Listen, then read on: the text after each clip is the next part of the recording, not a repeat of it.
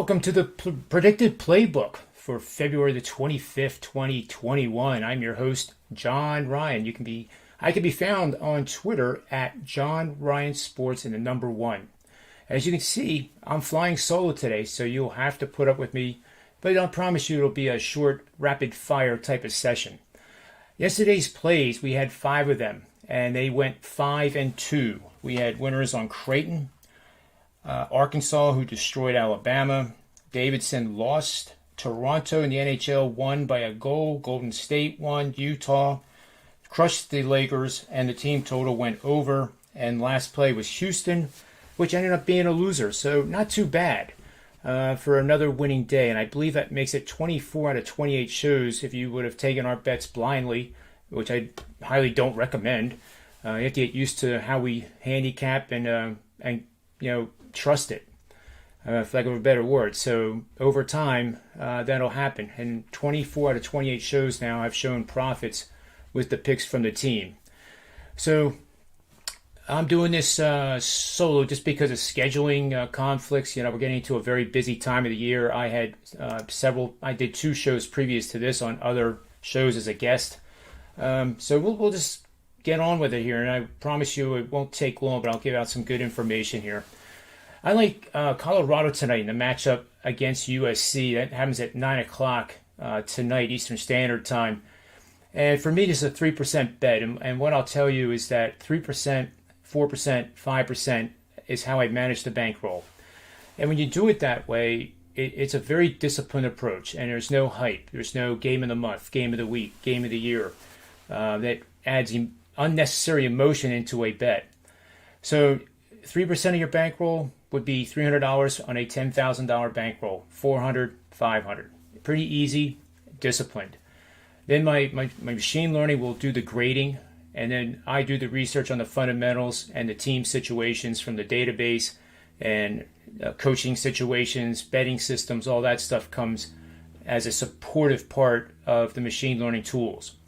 So in this game, you may remember on the show, I thought USC was fully capable of making a deep run into the Pac-12 conference tournament and winning it, and then doing the same in the NCAA tournament. But since I've said that, I couldn't have been more wrong.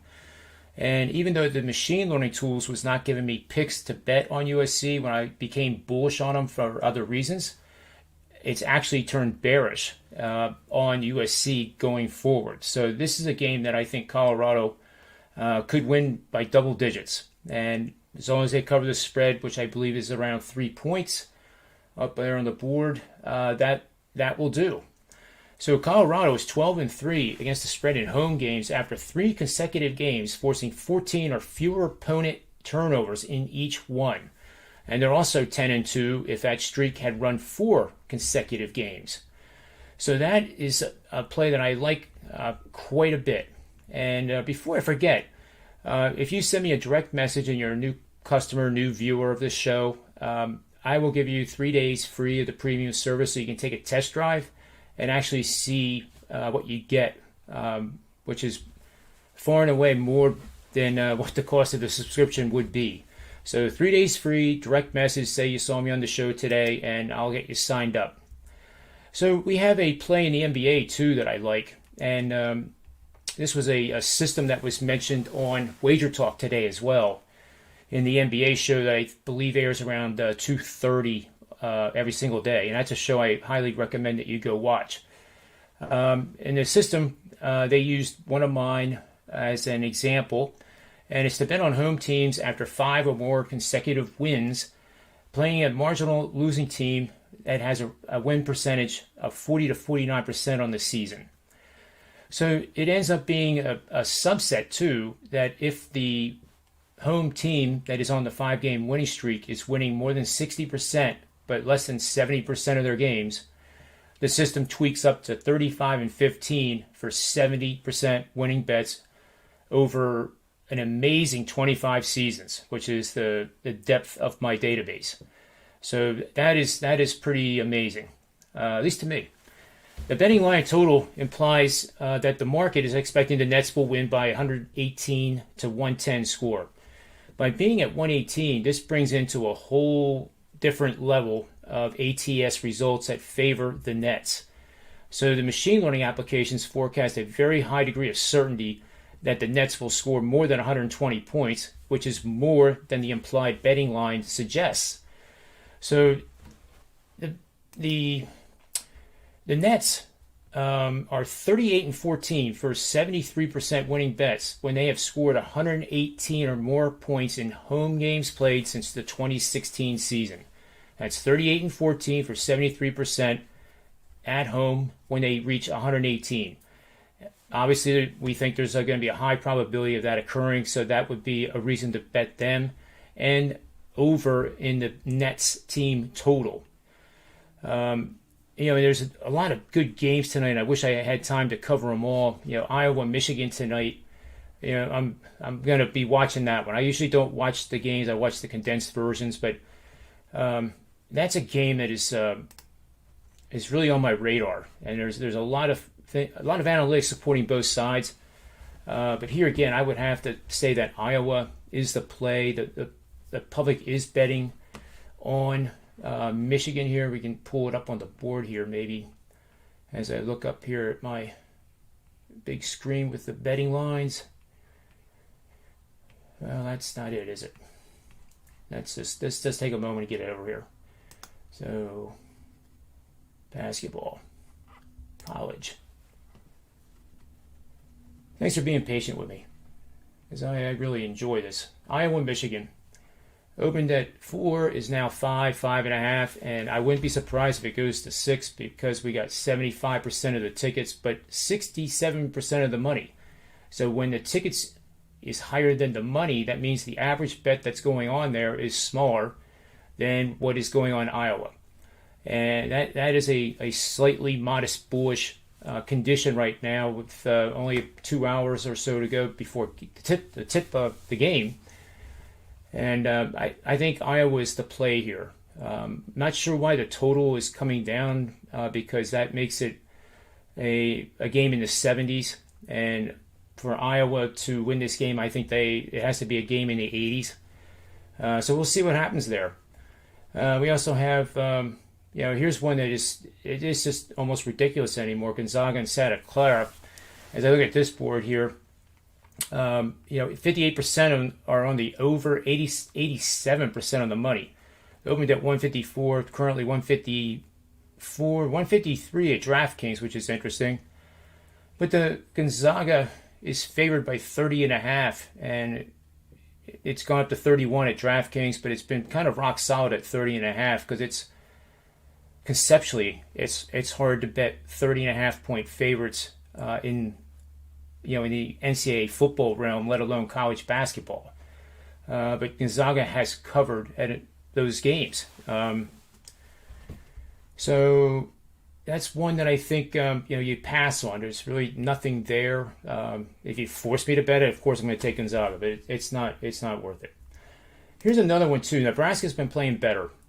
They've been playing better quality basketball, better efficiency metrics, and they're kind of on the rise, even though they're you can't say there's a doormat in the Big Ten. Every team is good. Penn State on the Haslam metrics site is ranked 34th in the nation with a 5-11 record. And if you've ever seen HaslamMetrics.com, I give a big shout out to him right now. And make sure you go over there because it's a great site. He has it laid out so you can do a handicap of a game literally within 5 minutes or less. But for guys like me and the guys that are on the show, analytical people, you spend an awful lot more time there taking a look at all the wealth of information that he has. So again, Nebraska is not a horrible team. It's just that they're in the Big Ten. Illinois is an elite team, but they too happen to be in the Big Ten. So what you have is a situation here where the betting public is betting wildly on Illinois at 72% of the tickets and 70% of the money. And the line opened at, it looks like it opened at 16.5, and now it's dropped to 13.5. I think that might be a misprint on the opening that I'm looking at here on wagertalk.com/odds. But nevertheless, if that is the case, then that means the sharps are clearly on Nebraska. And this is a game that I probably won't go to the window on. But I do think Nebraska is a live dog situation here, worth looking at for sure. UCLA, Utah. 67% of the bets are on UCLA, 54% of the money.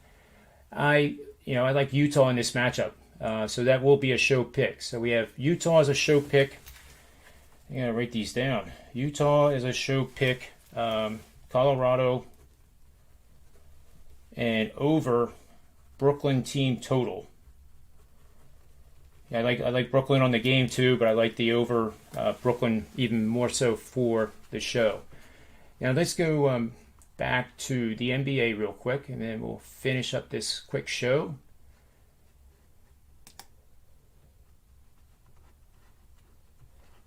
All right, Dallas, Philadelphia.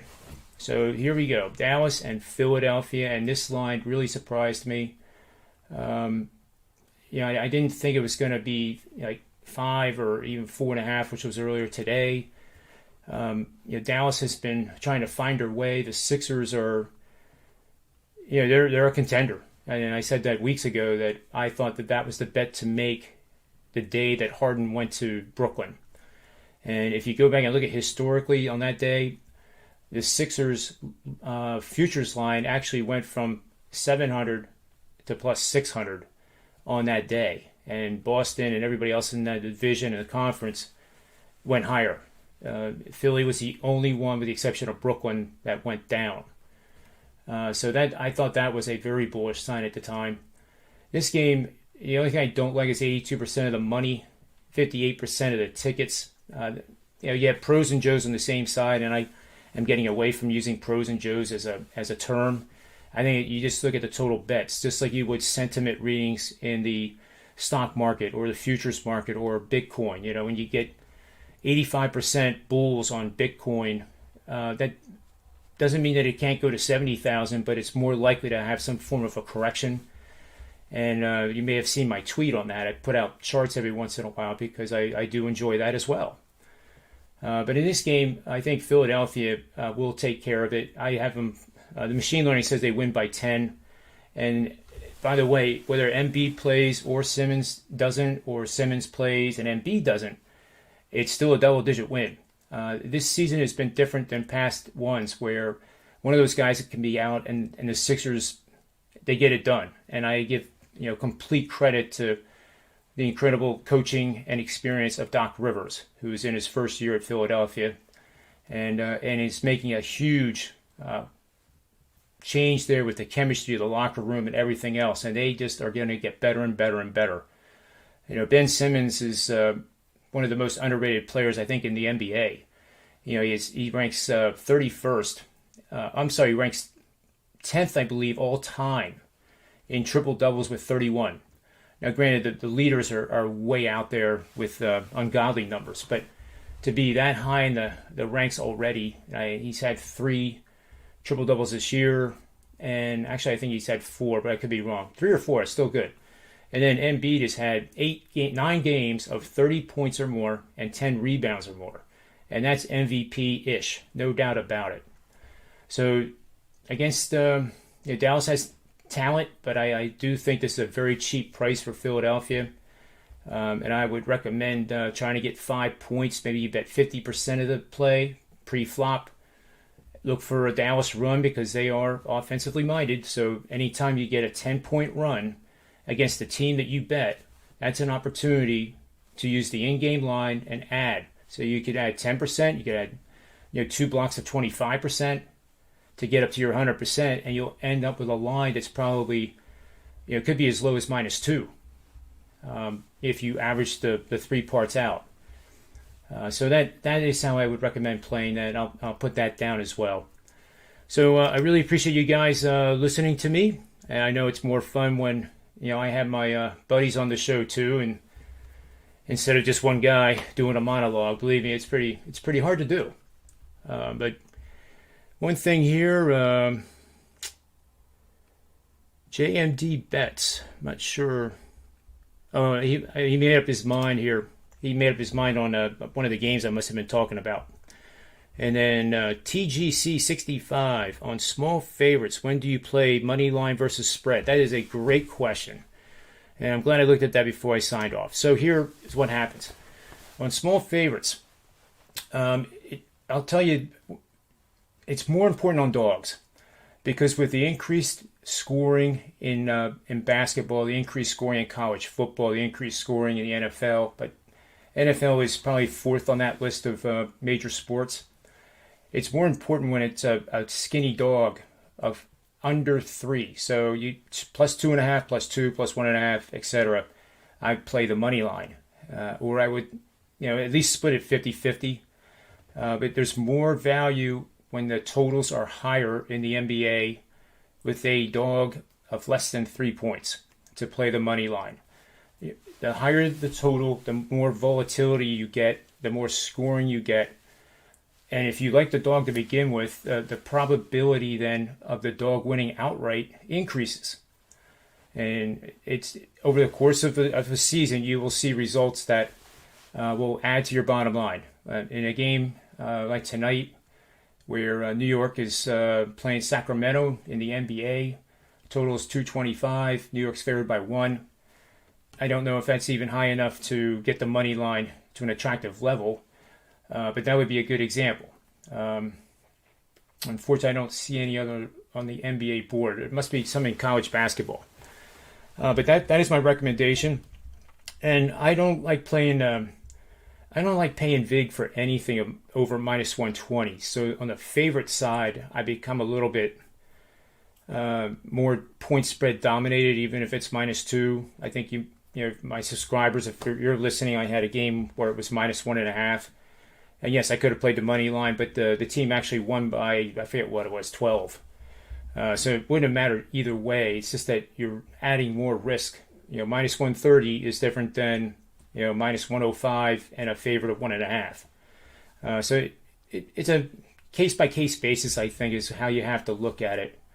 But it's much more important on the dog, as I said. The underdog of 2.5 or lower is definitely worthy to be a money line play only. So I hope I answered the question right. And here's another one.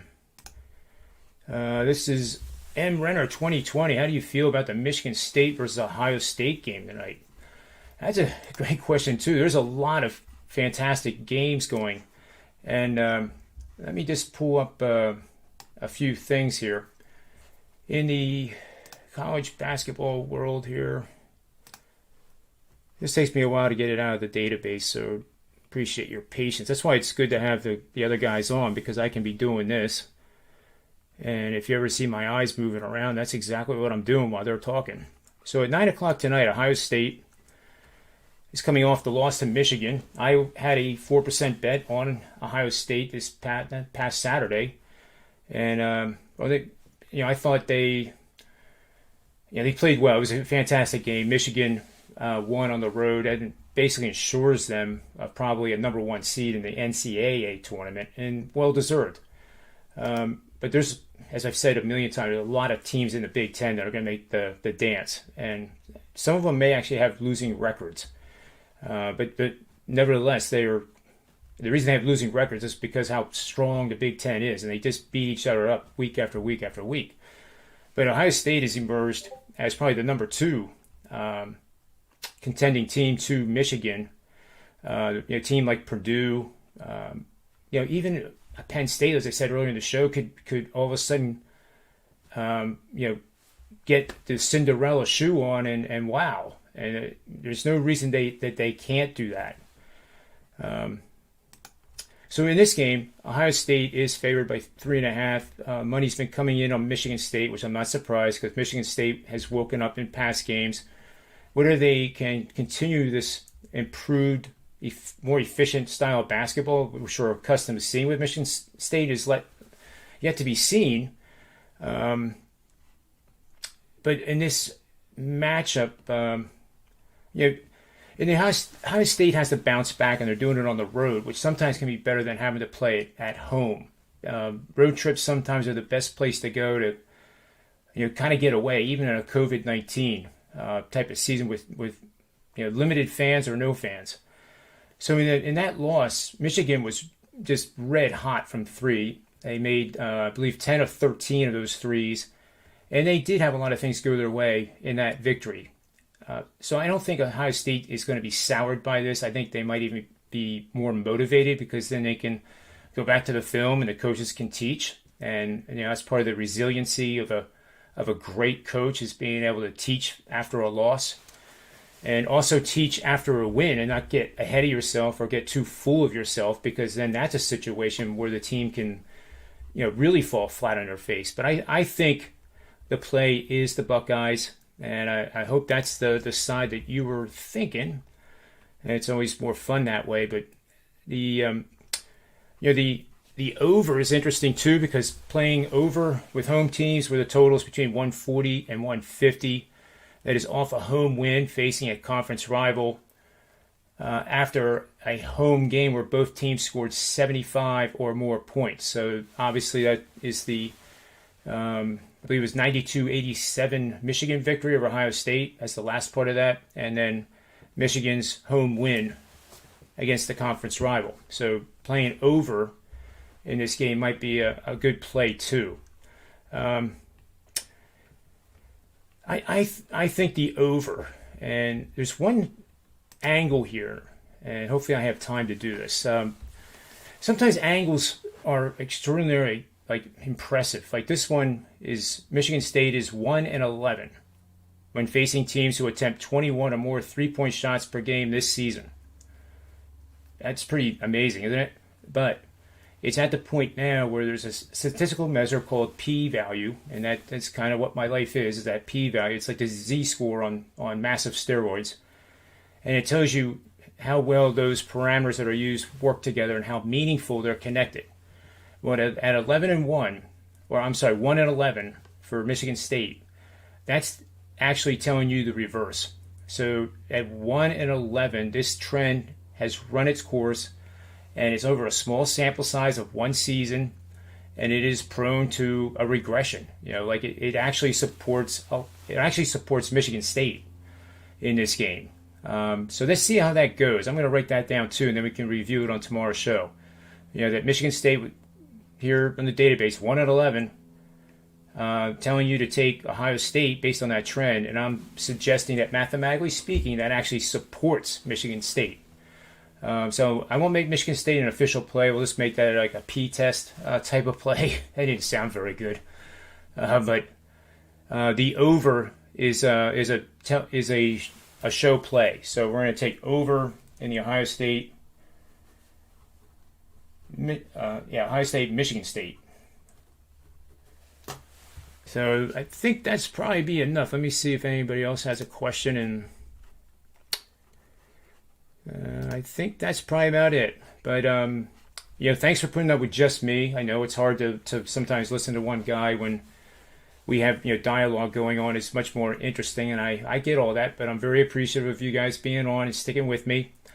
And we'll see you tomorrow about the same time. And we'll be looking at the Saturday card, which is just a monster card. It's just going to be a great weekend through and through. So, for the Predictive Playbook, I am John Ryan. And may all the wins be yours.